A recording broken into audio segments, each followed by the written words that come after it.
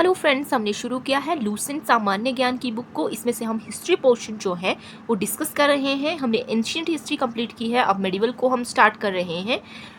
आने वाले एग्जाम्स के लिए वीडियो बहुत बेनिफिशियल है, जैसे कि टीजीटी कमीशन भी आने वाला है, तो उसके लिए ये वीडियो बहुत ही सही होने वाली है। आज हम स्टार्ट करने वाले थे सल्तनत काल को। इसमें हम कुछ वंशों के बारे में पढ़ेंगे, जिनमें पहला है गुलाम वंश। गुलाम वंश की स्थापना हुई है 1206 ईस्वी में, जो की थी कुतुबुद्दीन ऐबक ने। वह गौरी का गुलाम था। एक लाइन हमें आनी ही चाहिए, याद भी रखनी है। 1206 में हुई थी गुलाम वंश की स्थापना। गुलामों को फारसी में बंदगान कहा जाता है तथा इन्हें सैनिक सेवा के लिए खरीदा जाता था। कुतुबुद्दीन ऐबक ने अपना राज्याभिषेक 24 जून 1206 को करवाया। कुतुबुद्दीन ऐबक ने अपनी राजधानी लाहौर में बनाई थी। कुतुब मीनार की नींव कुतुबुद्दीन ऐबक ने ही डाली थी। ये भी क्वेश्चन हमें आना चाहिए। नींव डाली है इन्होंने, कार्य पूरा नहीं करवाया, लेकिन इन्होंने स्टार्ट करवाया था। दिल्ली का कुव्वत उल इस्लाम मस्जिद एवं अजमेर का 28 दिन का झोंपड़ा नामक मस्जिद का निर्माण जो है ऐबक ने करवाया था। पिछली वीडियो में हमने डिस्कस किया था, लेकिन वहाँ पे शायद मैंने इल्तुतमिश बोला हो, लेकिन ये 28 दिन का झोंपड़ा जो है मस्जिद वो बनवाई है किसने? कुतुबुद्दीन ऐबक ने। कुतुबुद्दीन ऐबक को लाख बख्श, लाखों का दान देने वाला भी कहा जाता है। तो कुतुब उल इस्लाम मस्जिद और अजमेर का 28 दिन का झोंपड़ा, ये दोनों जो करवाए हैं निर्माण, वो करवाए हैं ऐबक ने। और कुतुबुद्दीन ऐबक को लाख बख्श भी कहा जाता है। क्वेश्चन आता है कि लाख बख्श किसे कहा जाता है ना, तो वो आता है आपको कुतुबुद्दीन ऐबक को। यहाँ से बहुत से क्वेश्चन जो हैं वो बनते हैं। यहाँ पे हम मंगोलों के बारे में थोड़ा सा पढ़ेंगे। मंगोल चीन के उत्तर में गोवी के रेगिस्तान के निवासी थे। वह एक घूमने फिरने वाली अर्धसभ्य जाति थी तथा उनका मुख्य पेशा घोड़ों और पशुओं का पालन करना था। वे बहुत गंदे रहते थे तथा सभी प्रकार का ये मांस भी खाते थे। उनमें स्त्री विषयक नैतिकता का सर्वथा अभाव था। यद्यपि माँ का सम्मान करते थे, फिर भी वे विभिन्न कबीलों में बंटे थे। उन्हीं कबीलों में से एक 1163 में तेमुचिन उर्फ चंगेज खान का जन्म हुआ। ये 1163 में, जिसे महान चिंगेज द ग्रेट और शापित द एक्वेज्ड कहा जाता है। दोनों नामों से उसको पुकारा गया है। इसका पिता येसुगाई बहादुर था। ये है आपका मंगोलों के बारे में, चिंगेज खान के बारे में थोड़ा सा। नीचे एक नोट दिया गया है, इसको हम डिस्कस कर लेते हैं। कुतुबुद्दीन के समय में कुतुब मीनार की केवल पहली मंजिल बन सकी। इल्तुतमिश ने इसे 225 फीट ऊंची 4 मंजिल का निर्माण करवा दिया। फिरोज तुगलक के समय बिजली गिरने के कारण इसकी चौथी मंजिल जो थी वो नष्ट हो गई, जिसके कारण फिरोज ने इसमें 2 छोटे मंजिलें बनवा दी, जिससे इसमें 5 मंजिल हो गई और इनकी ऊंचाई हुई 9 फीट से बढ़कर 234 फीट हो गई। प्राचीन नालंदा विश्वविद्यालय को ध्वस्त करने वाला ऐबक का सहायक सेना नायक जो था वो बख्तियार खिलजी था। ये भी क्वेश्चन कहीं पे पूछा गया है, अब मुझे याद नहीं है, लेकिन ये क्वेश्चन आया है कि नालंदा विश्वविद्यालय को ध्वस्त किसने किया था, तो ये ऐबक का ही सहायक था, सेना नायक था बख्तियार खिलजी। ऐबक की मृत्यु कहाँ हुई, तो 1210 में हुई। चौगान खेलते समय घोड़े से गिरकर इसे लाहौर में दफनाया गया था। ये भी हमें याद रखना है। ऐबक का उत्तराधिकारी हुआ आराम शाह, जिसने 8 महीनों तक शासन किया। अब आराम शाह की हत्या करके इल्तुतमिश 1211 में दिल्ली की गद्दी पर बैठा। इल्तुतमिश तुर्किस्तान का इलवरी तुर्क था। ये इलवरी तुर्क जो ऐबक का गुलाम एवं दामाद था। ये ऐबक का गुलाम भी था, दामाद भी था। ऐबक की मृत्यु के समय वह बदायूं का गवर्नर था। ऐसे भी क्वेश्चन आ जाते हैं कि ऐबक की मृत्यु के समय जो इल्तुतमिश था, तो उसका मतलब वो कहाँ पे था, तो ये था बदायूं का गवर्नर, किस पद पे था ना। इल्तुतमिश लाहौर से राजधानी को स्थानांतरित करके दिल्ली लाया था। लाहौर से इसने राजधानी को स्थानांतरित किया इल्तुतमिश ने और दिल्ली लाया। इसे हौजे सुल्तानी का निर्माण दिल्ली एक कुन्हा के निकट करवाया था। हौजे सुल्तानी का निर्माण करवाया था इसे दिल्ली एक कुन्हा के निकट। इल्तुतमिश के महत्वपूर्ण कार्य यहाँ पे दिए गए हैं। कुतुब मीनार के निर्माण को पूर्ण करवाया इल्तुतमिश ने, इंपॉर्टेंट है। सबसे पहले शुद्ध अरबी के सिक्के जारी किए। चांदी का टंका और तांबे का जीतल, चांदी को टंका और तांबे को जीतल कहा जाता है। शुद्ध अरबी सिक्के इसने जारी किए थे इल्तुतमिश ने। इक्ता प्रणाली को इसने चलाया। 40 गुलाम सरदारों का संगठन बनाया, जो तुर्काने चहलगानी के नाम से जाना जाता था। ये तुर्काने चहलगानी और चालीसा भी से ही कहा गया है, और ये इंपॉर्टेंट है कमीशंस और जो कि टैट में भी ये क्वेश्चन पूछे जाते हैं। सर्वप्रथम दिल्ली के अमीरों का इसने दमन किया था सत्ता में आने से सर्वप्रथम शुरू में।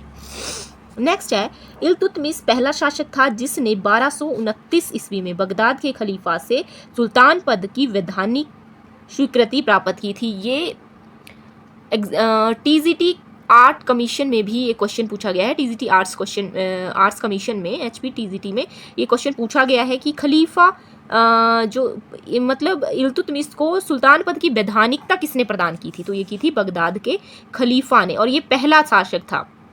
ऐसे क्वेश्चन आया था शायद कि पहला शासक कौन था जिसे सुल्तान पद की वैधानिकता प्राप्त हुई थी, तो ये उसको मिली थी बगदाद के खलीफा से और इल्तुतमिश को। इल्तुतमिश की मृत्यु अप्रैल 1236 में हो गई। चिंगेज खान से बचने के लिए ख्वारिज्म के सम्राट जलालुद्दीन की इल्तुतमिश ने अपने यहाँ शरण नहीं दी थी। इल्तुतमिश के बाद उसका पुत्र रुकनुद्दीन फिरोज गद्दी पर बैठा। अयोग्य शासक था ये। इसके अल्पकालीन शासन पर उसकी मां शाह तुर्कान छाई रही। थोड़े ही समय के लिए था लेकिन ये। शाह तुर्कान के अवांछित प्रभाव से परेशान होकर तुर्की अमीरों ने रुकनुद्दीन को हटाकर रजिया को सिंहासन पर आसीन कर दिया था। इल्तुतमिश की ये बेटी थी। इस प्रकार रजिया बेगम प्रथम मुस्लिम महिला थी जिसने शासन की बागडोर हाथ में संभाली। ये तो सभी को ही पता है, ये आम क्वेश्चन बन गया है, लेकिन ये फिर भी पूछे जाते हैं। रजिया ने पर्दा प्रथा का त्याग कर पुरुषों की तरह चोगा, काबा जिसे कहते हैं चोगा, एवं कुल्ला टोपी पहनती थी। राज दरबार में खुले मुंह रोज जाने लगी, मतलब रोज ही आती थी, ऐसे ही दरबार में जाती थी ये। खुले मुंह चोगा पहनती थी, कुल्हा पहनती थी, और इसने पर्दा प्रथा का त्याग कर दिया था पुरुषों की तरह। रजिया ने मलिक जमालुद्दीन याकुत को अमीर आखुर यानी कि घोड़ों का सरदार, अमीर आखुर कहलाता था, घोड़ों का सरदार नियुक्त कर दिया था। गैर तुर्कों को सामंत बनाने के रजिया के प्रयासों से तुर्की अमीर विरुद्ध हो गए और उसे बंदी बनाकर दिल्ली की गद्दी पर मुइजुद्दीन बहराम को बिठा दिया। अब इसे जो गैर तुर्कों को सामंत बनाने के रजिया के प्रयासों से जो तुर्की अमीर थे वो इससे परेशान हो गए कि हमें पद नहीं दिए जा रहे हैं, लेकिन जो है इन तुर्की अमीरों को जो है पद दिए जा रहे हैं। तो इसी वजह से उन्होंने इसको गद्दी से हटाना चाहा रजिया को, और उन्होंने किसको बना दिया, मुइजुद्दीन बरहाम शाह को बैठा दिया। अच्छा, रजिया की शादी अल्तुनिया के साथ हुई। इससे शादी करने के बाद रजिया ने पुनः गद्दी प्राप्त करने का प्रयास किया। अब शादी रजिया की अल्तुनिया के साथ हुई, तो इसने शादी करने के बाद रजिया ने पुनः सोचा कि गद्दी प्राप्त करनी है, लेकिन वह असफल रही। रजिया की हत्या 13 अक्टूबर 1240 को डाकुओं के द्वारा कैथल के पास कर दी गई। बहरम शाह को बंदी बनाकर उसकी हत्या कर दी गई बाद में 1242 में। उसके बाद दिल्ली का सुल्तान अलाउद्दीन मसूद शाह बना, अलाउद्दीन मसूद शाह। बलबन ने षड्यंत्र के द्वारा 1246 में अलाउद्दीन मसूद शाह को सुल्तान के पद से हटाकर नासिरुद्दीन महमूद को सुल्तान बना दिया। अब षड्यंत्र था ये बलबन का, खुद बनना चाहता था। नासिरुद्दीन महमूद ऐसा सुल्तान था जो टोपी सीकर अपना जीवन निर्वाह करता। देखो ये क्वेश्चन भी कहीं आया है, ऐसा कौन सा सुल्तान था जो टोपी सिलकर अपना जीवन निर्वाह करता था, तो ये था नसीरुद्दीन महमूद। बलबन ने अपनी पुत्री का विवाह नसीरुद्दीन महमूद के साथ करवा दिया था। बलबन का वास्तविक जो नाम था बहाउद्दीन था, वह इल्तुतमिश का गुलाम था। तुर्काने चहलगानी का विनाश बलबन ने किया था। जो इल्तुतमिश ने बनाई थी चालीसा या तुर्काने चहलगानी, तो इसको उसने खत्म कर दिया, विघटित कर दिया था। बलबन 1266 ईस्वी में गियासुद्दीन बलबन के नाम से दिल्ली की गद्दी पर बैठा। कौन? बलबन। यह मंगोलों के आक्रमण से दिल्ली की रक्षा करने में सफल रहा। सीरी नामक नया नगर बलबन ने बसाया था, सीरी। राज दरबार में सिजदा एवं पाबोस प्रथा की शुरुआत भी किसने की थी, तो बलबन ने की थी, सिजदा और पाबोस। बलबन ने फारसी रीति रिवाज पर आधारित नवरोज त्योहार भी जो था वो प्रारंभ करवाया। ये फारसी साल का पहले दिन को मनाया जाता था, नवरोज। अपने विरोधियों के प्रति बलबन ने कठोर लौह एवं रक्त की नीति अपनाई थी। क्वेश्चन आता है लौह एवं रक्त की नीति किसने अपनाई थी, तो ये अपनाई थी, शुरू की थी बलबन ने। नसीरुद्दीन महमूद ने बलबन को उलुगु खान की उपाधि दी। उलुग खान की उपाधि किसे प्राप्त थी, तो ये थी बलबन को।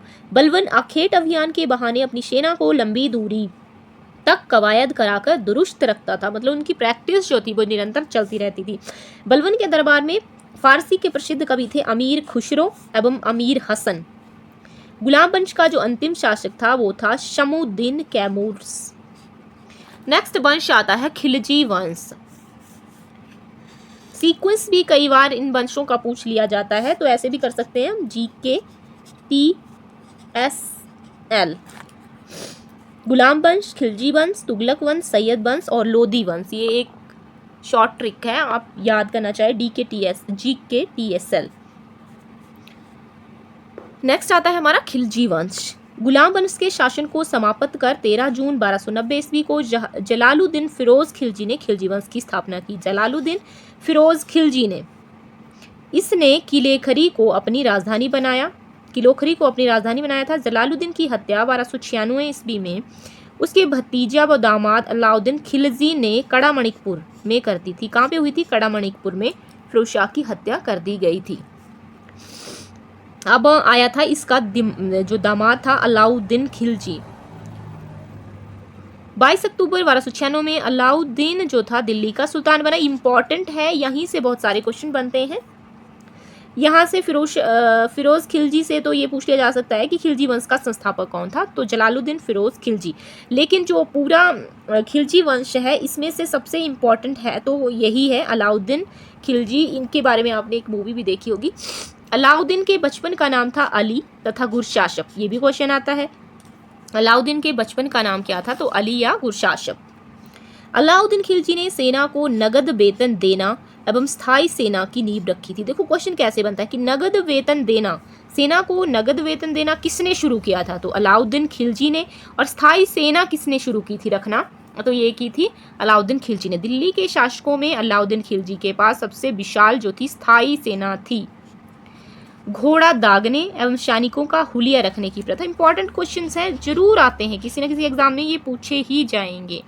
घोड़ा दाग प्रथा और हुलिया प्रथा ऐसे आता है, किसने शुरू की? तो ये अलाउद्दीन खिलजी ने शुरू की। अलाउद्दीन ने भू राजस्व की दर को बढ़ाकर उपज का 1/2 भाग कर दिया था। इसने खमस, यानी खमस बोलते थे लूट का जो धन होता था, में सुल्तान का हिस्सा 1/4 भाग के स्थान पर 3/4 कर दिया था। खमस क्या था? तो लूट का धन होता था।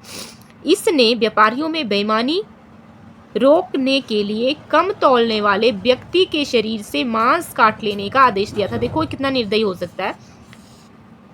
बेईमानी को रोकने के लिए उतना ही, जितनी उसने वो की होगी, बेईमानी की होगी माप तौल में, तो उतना ही मांस जो था उस व्यक्ति के शरीर से काट लिया जाता था। इसने अपने शासनकाल में मूल्य नियंत्रण प्रणाली, बहुत इंपॉर्टेंट है, मूल्य नियंत्रण प्रणाली किसने शुरू की? तो ये की थी अलाउद्दीन खिलजी ने। दक्षिण भारत की विजय के लिए अलाउद्दीन ने किसे भेजा था? मलिक काफूर, यहाँ पे एक इंपॉर्टेंट व्यक्ति है, मलिक काफूर को भेजा था। यहाँ पे एक नोट है, इसको हम पढ़ लेते हैं अमीर खुसरो के बारे में। अमीर खुसरो का मूल नाम मोहम्मद हसन था, ऐसे क्वेश्चन आ जाता है। उनका जन्म पटियाली पश्चिमी उत्तर प्रदेश में बदायूं के पास 1252 ईस्वी में हुआ। खुसरो प्रसिद्ध सूफी संत शेख निजामुद्दीन औलिया के शिष्य थे। किसके शिष्य थे ये? शेख निजामुद्दीन औलिया के। वह बलवन से लेकर मोहम्मद तुगलक तक दिल्ली सुल्तानों के दरबार में रहे। कहाँ से लेकर? बलवन से लेकर मोहम्मद तुगलक, यानी कि तुगलक वंश के सुल्तानों के दरबार में रहे। इन्हें तुतीय हिंद, भारत का तोता या तुतीय हिंद किसे कहा जाता है? तो अमीर खुसरो को। सितार एवं तबले के आविष्कार का श्रेय अमीर खुसरो को ही जाता है। इसका सितार और तबले का आविष्कार किसने किया? तो अमीर खुसरो ने। इन्होंने ही भारतीय संगीत में कव्वाली गायन को प्रचलित किया। देखो 3-4 क्वेश्चन तो यहीं से बन जा रहे हैं। साथ ही ने कई प्रकार के आधुनिक रागों जैसे तिलक, साजगिरी, सरपादा आदि को प्रचलित करने का भी श्रेय जाता है। इन्हें हिंदी खड़ी बोली का जनक भी कहा जाता है। देखिए इतने सारे क्वेश्चंस यहाँ से बन गए हैं। इन्हें हिंदी खड़ी बोली का जनक भी कहा जाता है। इनकी रचना दीवान, फारसी में कविताओं का संग्रह है दीवान, नूह, सिपेदर एवं मसनवी, देवल रानी, खिजर खान, दुखद प्रेम कथा है, ये भी इनके बारे में है। दक्षिण भारत की विजय के लिए अलाउद्दीन ने मलिक काफूर को भेजा था।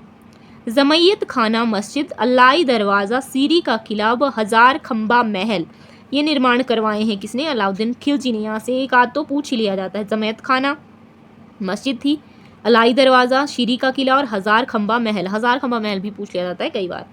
अलाई दरवाज़ा को इस्लामी वास्तुकला का रत्न कहा जाता है। पूछ लिया जाता है इस्लामी वास्तुकला का रत्न कहा जाता है किसे? अलाई दरवाज़ा को। दैवीय अधिकार के सिद्धांत को अलाउद्दीन ने चलाया था। दैवीय अधिकार की मैं ईश्वर का नुमाइंदा हूँ, इस तरह से दैवी अधिकार के सिद्धांत को अलाउद्दीन ने चलाया था। सिकंदर सानी, ये क्वेश्चन इंपॉर्टेंट है। सिकंदर सानी की उपाधि से स्वयं को अलाउद्दीन खिलजी ने विभूषित किया। अलाउद्दीन ने मलिक याकूब को दीवाने रियासत नियुक्त किया। दीवाने रियासत था इसके पास, मलिक याकूब। अलाउद्दीन द्वारा नियुक्त परवाना नवीस नामक अधिकारी वस्तुओं को की परमिट जारी करते थे। यहाँ भी हम देखते हैं बाजार नियंत्रण करने के लिए अलाउद्दीन खिलजी द्वारा बनाए जाने वाले नवीन पद, कौन कौन से पद बनाए थे? दीवाने रियासत या व्यापारियों पर नियंत्रण रखता था, या बाजार नियंत्रण की पूरी व्यवस्था का संचालन करता। यहाँ से भी क्वेश्चन पूछे जाते, दीवाने रियासत और शाहना ए मंडी, ये तो हमें पता ही होना चाहिए। दीवाने रियासत जो कि नियंत्रण करते थे बाजार नियंत्रण और व्यापारियों पर नियंत्रण। शाहना ए मंडी प्रत्येक बाजार में बाजार का अधीक्षक, ये तो बाजार का अधीक्षक होता था। शाहना ए मंडी वरीद, बाजार के अंदर घूमकर बाजार का निरीक्षण करना, ये इन्होंने बनाए थे बाजार नियंत्रण के लिए ही। मुनहियान व गुप्तचर, गुप्त सूचना प्राप्त करता था ये। शाहना ए मंडी, यहाँ खाद्यान्नों को बिक्री हेतु लाया जाता था शाहना ए मंडी में, जैसे हम बोलते हैं ना सब्जी मंडी या कैसे वैसे करके, वैसे थी ये जगह। सराय अदल, यहाँ वस्त्र, शक्कर, जड़ी बूटी, मेवा, दीपक का तेल, अन्य निर्मित वस्तुएं बिकने के लिए आती थी। अलाउद्दीन खिलजी की आर्थिक नीति की व्यापक जानकारी जियाउद्दीन बरनी की कृति तारीख फिरोज शाही से मिलती है। तारीख फिरोज शाही ये लिखी है जियाउद्दीन बरनी ने, तारीख फिरोज शाही। खजाइनुल फतुह अमीर खुसरो, रिहला इवन बतूता एवं फुतुहस लातीन इसामी की कृति है, इशामी ने लिखी है। मूल्य नियंत्रण को सफल बनाने में मुहतसिब, सेंसर एवं नाजिर नापतौल अधिकारियों की को जो इनकी महत्वपूर्ण भूमिका थी। यहाँ पे मूल्य नियंत्रण को सफल बनाने के लिए मुहतसिब और नाजिर ये अधिकारी थे। राजस्व सुधारों के अंतर्गत अलाउद्दीन ने सर्वप्रथम मिल्क इनाम एवं वक्फ के अंतर्गत दी गई भूमि को वापस लेकर उन्हें खालसा भूमि में बदला। अलाउद्दीन खिलजी के द्वारा लगाए जाने वाले दो नवीन कर थे, चराई कर और घड़ई कर। घड़ी कर बोलते हैं, घड़ई कर भी बोलते हैं। तो चराई दूधारू पशुओं पर लगाया जाता था और जो घड़ई कर था वो लगाया जाता घरों एवं झोपड़ियों पर। अलाउद्दीन खिलजी के शासन काल में 1297 से 1306 तक मंगोलों के 6 आक्रमण हुए। प्रथम आक्रमण 1297 में कादर खान के नेतृत्व में हुआ, दूसरा 1298 में सल्दी के नेतृत्व में, तीसरा 1299 में कुतलुग ख्वाजा के नेतृत्व में और चौथा हुआ 1303 में तारगी के नेतृत्व में। पांचवा आक्रमण 1305 में अलीबेग के और तारताक के नेतृत्व में। छठा हुआ 1306 में कवक एवं इकबाल मंद के नेतृत्व में। अलाउद्दीन खिलजी की मृत्यु हुई जनवरी 1316 में। कुतुबुद्दीन मुबारक खिलजी 1316 में दिल्ली के सिंहासन पर बैठा। इससे स्त्रियों और पुरुषों की इसको जो थी वो संगत पसंद थी। मुबारक खिलजी कभी कभार राज दरबार में स्त्रियों का वस्त्र पहनकर आता था। ये मुबारक खिलजी के बारे में है। वर्णी के अनुसार मुबारक कभी कभी नग्न होकर दरबारियों के बीच भी दौड़ा करता था। ये इसका जो था इसके बारे में है, मुबारक खिलजी के बारे में। मुबारक खान ने खलीफा की उपाधि धारण की थी। ये क्वेश्चन आता है, एक बार आया है ये। मुबारक खान यानी कि खलीफा की उपाधि किसने धारण की थी? तो मुबारक खान ने, खिलजी वंश का है। मुबारक के वजीर खुसरो खान ने 15 अप्रैल 1320 को इसकी हत्या कर दी और स्वयं दिल्ली के सिंहासन पर बैठा। खुसरो खान ने पैगंबर के सेनापति की उपाधि धारण की, पैगंबर का सेनापति। नेक्स्ट वंश आता है, इंपॉर्टेंट है, तुगलक वंश। यहाँ से भी बहुत से क्वेश्चंस बनते हैं। तो इसका टाइम पीरियड रहा 1320 से 1398 ईस्वी तक ये वंश रहा। 5 सितंबर 1320 को खुसरो खान को पराजित करके गाजी मलिक या तुगलक गाजी गयासुद्दीन तुगलक के नाम से 8 सितंबर 1320 को दिल्ली के सिंहासन पर बैठा। गयासुद्दीन ने अलाउद्दीन के समय में लिए गए अमीरों की भूमि को पुनः लौटा दिया। अलाउद्दीन के समय में जो गयासुद्दीन तुगलक ने भूमि ली थी उसको वापस कर दिया था, पुनः लौटा दिया था। इसने सिंचाई के लिए कुएं एवं नहरों का निर्माण किया। क्वेश्चन आता है, सिंचाई के लिए कुओं और नहरों का निर्माण किसने करवाया? तो ये करवाया था गयासुद्दीन तुगलक ने। संभवतः नहरों का निर्माण करने वाला गयासुद्दीन प्रथम शासक था, ये याद रखना है। क्वेश्चन आता है, नहरों का निर्माण करने वाला प्रथम शासक, तो तुगलक वंश से था गयासुद्दीन तुगलक।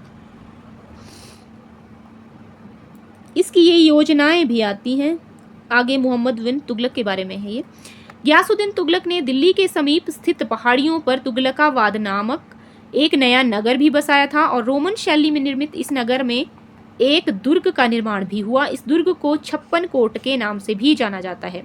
गयासुद्दीन तुगलक की मृत्यु 1325 ईस्वी में बंगाल के अभियान से लौटते समय जूना खान द्वारा निर्मित लकड़ी के महल में दबकर हो गई थी। गयासुद्दीन के बाद उलुग खान या जूना खान मोहम्मद बिन तुगलक के नाम से, इसका पहले नाम जूना खान भी है, उलुग खान भी है और ये से इसका नाम है मोहम्मद बिन तुगलक, 1325 में दिल्ली के सिंहासन पर बैठा। मध्यकालीन सभी सुल्तानों में मोहम्मद तुगलक सर्वाधिक शिक्षित, विद्वान और योग्य व्यक्ति था। ये सबसे ज़्यादा पढ़ा लिखा था सल्तनत में। इसके कुछ काम हैं, योजनाएं हैं जो आपको यहाँ पे देखनी है। पहला है दोआब क्षेत्र में कर वृद्धि, राजधानी परिवर्तन, सांकेतिक मुद्रा का प्रचलन, खुरासान एवं कराची का अभियान। ये आता है कि राजधानी परिवर्तन कब की, तो 1326-27 में, ये याद रखना है हमें। दोआब क्षेत्र में कर वृद्धि भी इसी समय की थी, 1326 और 27 में, तो दो काम इन्होंने इकट्ठे ही किए। उसके बाद सांकेतिक मुद्रा का प्रचलन किया था, जबकि ये कार्य इनके बहुत ही गलत सिद्ध हुए हैं बाद में। मोहम्मद बिन तुगलक को अपनी सनक भरी योजनाओं, क्रूर कृत्यों, दूसरे के सुख दुख के प्रति उपेक्षा भाव रखने के कारण स्वप्नशील, पागल एवं रक्त पिपासु कहा गया। रक्त पिपासु किसे कहा गया, पागल किसे कहा गया, स्वप्नशील किसे कहा गया, तो मोहम्मद बिन तुगलक को। मोहम्मद बिन तुगलक ने कृषि के विकास के लिए अमीरे कोही नामक एक नवीन विभाग बनाया। किसके लिए, कृषि के विकास के लिए मोहम्मद बिन तुगलक ने जो है अमीरे कोही, आ जाता है कि अमीरे कोही क्या है, तो कृषि के विकास के लिए एक विभाग जो कि बनाया था मोहम्मद बिन तुगलक ने। मोहम्मद बिन तुगलक ने अपनी राजधानी दिल्ली से देवगिरी स्थानांतरित की और इसका नाम रखा दौलताबाद। देवगिरी का नाम दौलताबाद, राजधानी का नाम रखा दौलताबाद। दिल्ली से देवगिरी या दौलताबाद इसने ट्रांसफर की थी अपनी राजधानी, ये भी हमें पता होना चाहिए। मोहम्मद बिन तुगलक अपने प्रत्येक मलिक के सम्मान में 2 पोशाक दिया करता था, एक जाड़े में और दूसरा गर्मी में। मोहम्मद बिन तुगलक, ये हमने डिस्कस कर लिया। कहा जाता है कि डाक प्रबंधों के द्वारा मोहम्मद बिन तुगलक के लिए ताजे फल एवं पीने के लिए गंगा जल मंगाया जाता था। सांकेतिक मुद्रा के अंतर्गत मोहम्मद बिन तुगलक ने कांसा, तांबा धातुओं के सिक्के चलवाए जिनका मूल्य चांदी के रुपए टंका के बराबर होता था। एडवर्ड थॉमस ने मोहम्मद बिन तुगलक को प्रिंस ऑफ मनियर्स की संज्ञा दी। सांकेतिक मुद्रा का प्रयोग चीन के कुबलई खान एवं ईरान के गजन खान नाम के एक मंगोल शासक ने भी किया था, एक नोट है। नेक्स्ट है अफ्रीकी यात्री इब्न बतूता। मोरक्को को बोलते हैं अफ्रीका। तो मोरक्को यात्री था इब्न बतूता, लगभग 1333 में भारत आया। सुल्तान ने इसे दिल्ली का काजी भी नियुक्त किया। ये आया है मोहम्मद बिन तुगलक के समय। क्वेश्चन आता है इब्न बतूता किसके दरबार में था, तो ये था किसके दरबार में, मोहम्मद बिन तुगलक के दरबार में। 1342 में सुल्तान ने इसे अपने राजदूत के रूप में चीन भेजा था। इब्न बतूता की पुस्तक रेहला, क्वेश्चन आता है रेहला किसने लिखी है, तो ये लिखी है इब्न बतूता ने। मोहम्मद तुगलक के समय की घटनाओं का इसमें वर्णन है। इसने अपनी पुस्तक में विदेशी व्यापारियों के आवागमन, डाक चौकियों की स्थापना यानी डाक व्यवस्था एवं गुप्तचर व्यवस्था के बारे में लिखा है। इसके अनुसार भारतीय डाक व्यवस्था 2 प्रकार की थी, अश्व डाक व्यवस्था जिसे लुक कहा जाता था और पैदल डाक व्यवस्था जिसे दावा कहा जाता था। ये इसकी पुस्तक रेहला में दिया गया है। इसने नगाड़ों की भारी ध्वनि के बीच एक स्त्री को सती होने के दृश्य का वर्णन भी किया है। इसके कथानुसार सती होने के लिए सुल्तान से अनुमति लेनी पड़ती थी। मोहम्मद तुगलक के समय जिया नक्शवी पहला व्यक्ति था जिसने संस्कृत कथाओं की एक श्रृंखला का फारसी में अनुवाद किया। कौन, जिया नक्शवी। इस पुस्तक का नाम था तुतीनामा, जो संस्कृत में लिखी गई, जिसमें एक तोता एक ऐसी बिरहणी नायिका को कहानी सुनाता है जिसका पति यात्रा पर गया है। मोहम्मद बिन तुगलक ने जिन प्रभु सुरी नामक जैन साधुओं को अपने दरबार में बुलाकर सम्मान प्रदान किया था। मोहम्मद बिन तुगलक की मृत्यु 20 मार्च 1351 को सिंध जाते समय थट्टा के निकट हुई है, गुडाल में। मोहम्मद बिन तुगलक के शासनकाल में दक्षिण में हरिहर एवं बुक्का नामक 2 भाइयों ने 1336 में स्वतंत्र राज्य विजयनगर की स्थापना की थी। दूसरी साइड क्या हो रहा था, मोहम्मद बिन तुगलक के शासनकाल की ही ये बात है। 1336 में यहाँ पे हरिहर और बुक्का राय 2 भाई हैं, इन्होंने विजयनगर की स्थापना कर दी। और महाराष्ट्र में अलाउद्दीन वहमन शाह, इसको हसन गंगू भी कहा जाता है, ने 1347 में स्वतंत्र बहमनी राज्य की स्थापना कर ली। मोहम्मद बिन तुगलक की मृत्यु पर इतिहासकार बदायूनी ने लिखा, क्या लिखा है? अंततः लोगों को उससे मुक्ति मिली और उसे लोगों से। मोहम्मद बिन तुगलक के बारे में लिखा है, मोहम्मद बिन तुगलक शेख अलाउद्दीन का शिष्य था। वह सल्तनत का पहला शासक था जो अजमेर में शेख मुइनुद्दीन चिश्ती की दरगाह और बहराइच में सालार मसूद गाजी के मकबरे में गया था। मोहम्मद बिन तुगलक ने बदायूं में मीरन मुलिम, दिल्ली में शेख निजामुद्दीन औलिया और मुल्तान में शेख रुकनुद्दीन अजुदन में शेख मुल्तान आदि संतों की कब्र पर मकबरे बनाए थे। फिरोज तुगलक का राज्याभिषेक ठट्टा के निकट, अब आता है फिरोज तुगलक के बारे में। तो फिरोज तुगलक का जो राज्याभिषेक हुआ वो ठट्टा के नज़दीक हुआ 20 मार्च 1351 में। पुनः फिरोज का राज्याभिषेक दिल्ली में अगस्त 1351 में हुआ। 2 बार हुआ। खलीफा द्वारा इसे कासिम अमीर उल मोमिन की उपाधि दी गई। कासिम अमीर उल मोमिन की उपाधि किसे दी गई? ऐसे क्वेश्चन आता है फिरोज शाह तुगलक को। राजस्व व्यवस्था के अंतर्गत फिरोज ने अपने शासनकाल में 24 कष्टदायक करों को जो था वो समाप्त कर दिया था। केवल 4 कर थे। खराज, ये लगान पे था। खुमस, युद्ध में लूट कमाल और जजिया जकात को वसूल करने का आदेश दिया था। तो किसने दिया था ये आदेश? फिरोज शाह तुगलक ने बाकी सभी 24 जो कर थे उनको खत्म कर दिया, लेकिन 4 कर कौन कौन से हैं? खराज, खमस, जजिया और जकात, इनको वसूल करने के आदेश दिए थे। फिरोज तुगलक ब्राह्मणों पर जजिया कर लगाने वाला पहला मुस्लिम शासक था। ये क्वेश्चन आता है। ब्राह्मणों पर जजिया कर लगाने वाला पहला शासक कौन था? तो ये था फिरोज शाह तुगलक। फिरोज शाह तुगलक ने एक नया कर सिंचाई कर भी लगाया जो उपज का 1/10 भाग होता था। फिरोज तुगलक ने 5 बड़ी नहरों का निर्माण करवाया। गयासुद्दीन तुगलक ने सिंचाई का वो किया था शुरू, लेकिन और फिरोज शाह तुगलक ने नहरों का निर्माण करवाया था। ये क्वेश्चन भी आते हैं। फिरोज तुगलक ने 300 नए नगरों की स्थापना की। इसमें हिसार, फिरोजाबाद, फतेहाबाद, जौनपुर, फिरोजपुर प्रमुख थे। इसके शासनकाल में खिजराबाद, टोपरा गांव में एवं मेरठ से अशोक के 2 स्तंभों को लाकर दिल्ली में स्थापित कर दिया था। टोपर स्थित अशोक स्तंभ के परिवहन का चित्रित वरान सीरत ए फिरोज शाही में मिलता है। इस स्तंभ का जो वर्णन है वो मिलता है सीरत ए फिरोज शाही में। तो हमने ये इम्पोर्टेंट है, ये हमने याद करना है कि ये दिल्ली इस शासनकाल में खिजराबाद एवं मेरठ से अशोक के 2 स्तंभों को, अपने शासनकाल में खिजराबाद और मेरठ से 2 अशोक स्तंभों को जो है लेकर दिल्ली आए थे। सुल्तान फिरोज तुगलक ने अनाथ मुस्लिम महिलाओं, विधवाओं, लड़कियों की सहायता के लिए एक नए विभाग दीवाने खैरात की स्थापना की। दीवाने खैरात विभाग की स्थापना किसने की थी? क्वेश्चन आता है। तो सुल्तान फिरोज शाह तुगलक ने। सल्तनतकालीन सुल्तानों के शासनकाल में सबसे अधिक दासों की संख्या फिरोज तुगलक के समय थी। सबसे ज्यादा दास थे फिरोज तुगलक के समय। दासों की देखभाल के लिए दीवाने वंदगान की व्यवस्था, दीवाने वंदगान और दीवाने खैरात विभाग किसने शुरू किए थे? तो फिरोज शाह तुगलक ने। दीवाने वंदगान था दासों के लिए और खैरात था महिलाओं की सहायता के लिए। इसने अपनी आत्मकथा फतुहात ए फिरोज शाही की रचना की। इसने स्वयं लिखी है। फिरोज शाह तुगलक ने अपनी आत्मकथा फतुहात ए फिरोज शाही। जियाउद्दीन बरनी एवं शम्स सिराज अफीफ को इसने अपने संरक्षण प्रदान किया था। फिरोज तुगलक के नगर कोट अभियान के दौरान ज्वालामुखी मंदिर के पुस्तकालय से संस्कृत के 1300 ग्रंथ प्राप्त हुए। फिरोज शाह तुगलक जब हिमाचल प्रदेश में कांगड़ा में नगरकोट में अपने अभियान के दौरान गया था तो वहां से उसने ज्वालामुखी मंदिर को लूटा और वहां के पुस्तकालय से संस्कृत की 1300 पुस्तकें, 1361 की बात है, 1300 पुस्तकें वहां से ये लूट कर लाया था और उसने फारसी में इनका अनुवाद करवाया। किससे करवाया? अजीजुद्दीन किरमानी से। संस्कृत से फारसी में अनुदित सबसे महत्वपूर्ण ग्रंथ दलाइल फिरोज शाही थी, जो दर्शन और नक्षत्र विज्ञान से संबंधित एक ग्रंथ था।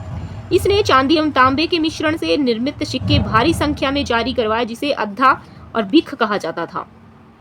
फिरोज शाह तुगलक की मृत्यु हुई सितंबर 1388 में। फिरोज काल में निर्मित खाने जहां तेलंगानी के मकबरा की तुलना जेरूसलम में निर्मित उमर के मस्जिद से की जाती थी। सुल्तान फिरोजशाह तुगलक ने दिल्ली में कोटला फिरोजशाह दुर्ग का भी निर्माण करवाया। तुगलक वंश का अंतिम शासक था नसीरुद्दीन महमूद तुगलक। इसका शासन दिल्ली से पालम तक ही रह गया था। तैमूर लंग ने सुल्तान नसीरुद्दीन मोहम्मद तुगलक के समय 1398 में दिल्ली पर आक्रमण किया था। तैमूर लंग ने महमूद तुगलक के समय में। नसीरुद्दीन के समय में मलिक-उर-शासक की उपाधि धारण कर एक हिजरा मलिक सरवर ने जौनपुर में एक स्वतंत्र राज्य की जो थी वो स्थापना कर ली थी इसी बीच। नेक्स्ट वंश है सैयद वंश। सैयद वंश का समय था 1414 से 1491। सैयद वंश का संस्थापक था खिजर खान। ये इंपॉर्टेंट है, याद होना चाहिए। इसने सुल्तान की उपाधि ना धारण कर अपने को रैयते आला की उपाधि से ही खुश रखा। खिजर खान था इसका संस्थापक, लेकिन सुल्तान की उपाधि नहीं धारण की, रैयते आला से ही खुश रहा। खिजर खान तैमूर लंग का सेनापति था। खिजर खान भारत से लौटते समय तैमूर लंग ने खिजर खान को मुल्तान, लाहौर और दीपालपुर का शासन जो था वो दे दिया था। खिजर खान नियमित रूप से तैमूर के पुत्र शाहरुख को कर भेजता था। खिजर खान की मृत्यु हुई 20 मई 1421 में। खिजर खान के पुत्र मुबारक खान ने शाह की उपाधि धारण की। याहिया बिन अहमद सरहंदी को मुबारक शाह का जो था संरक्षण था।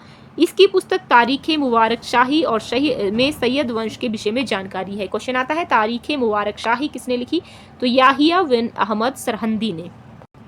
यमुना के किनारे मुबारकाबाद की स्थापना मुबारक शाह ने की।